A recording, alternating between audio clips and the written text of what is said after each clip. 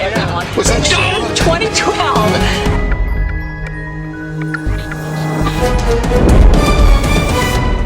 From biophysics, we know that the fluctuations of this magnetic field have an impact on our mental state.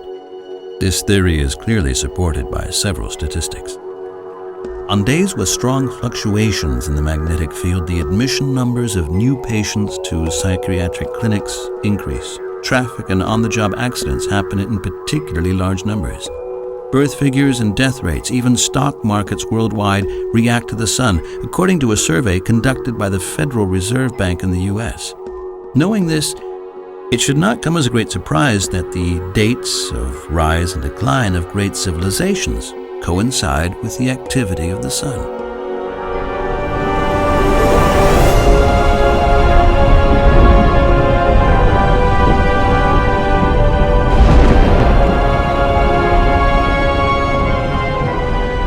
Highly energetic mass eruptions, so-called solar flares, can cause major changes of the magnetic field of the Earth.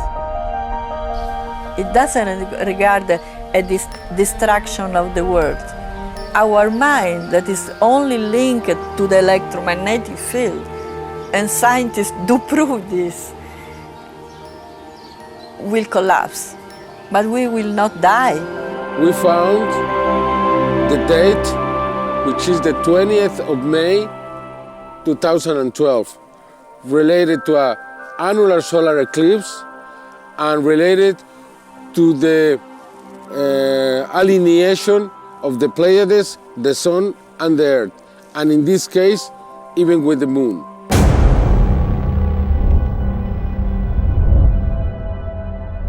Well, 2012 is, first of all, not just from the Mayan tradition, it's from many traditions.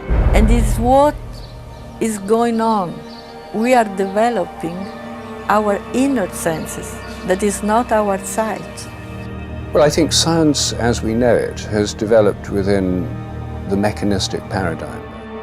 It gives us very little understanding of the nature of the mind, and this is one of the most unexplored areas in all of science. If several short and long-term sun cycles are overlapping, it can result in an extraordinary maximum activity with the respective effects on the magnetic field of the Earth and the human psyche, the human consciousness. An event of this kind is expected by sun researchers of the NASA and other institutions to take place in the near future, probably even in the year 2012. At that point, all possibilities will be open, good and bad.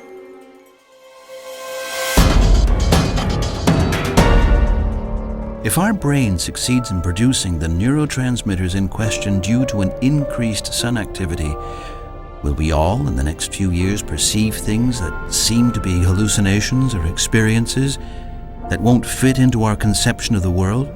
Will we be able to realize that we're not crazy or sick, but are experiencing something natural, something that helps us to see we're all part of the big picture?